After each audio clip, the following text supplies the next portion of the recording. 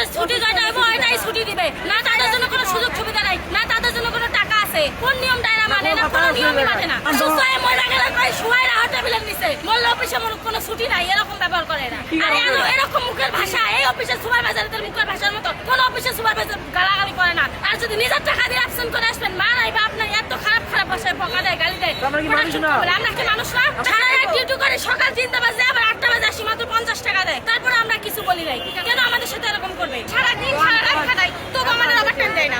আমরা আমাদের দাবি আমার 5টা পরে ওভারটাইম চাই। সরকার কর্তৃক যে শ্রমিকদের স্যালারি বৃদ্ধি করা হয়, আমাদের এই 3 মাস ধরে আশ্বাস দেওয়া হইতেছে, অথচ 3 মাস ধরে আমাদের এই স্যালারি বৃদ্ধি করা নাই। প্রত্যেক ফ্যাক্টরিতে ডিসেম্বর জানুয়ারিতে বেতন বৃদ্ধি করা হয়েছে, আমাদের আশ্বাস দিছে। তবে আজকে শ্রমিকদেরকে বলা হয়েছে যে কোনো বেতন দিতে পারবো না, আমরা কোনো কথা বলতে পারবো না, কারো পোষাইলে পোষাবেন, নাহলে চলে যাবেন। যার কারণে সমস্ত শ্রমিক ক্ষুব্ধ হয়ে আমরা আজকে অবরোধে নামছি।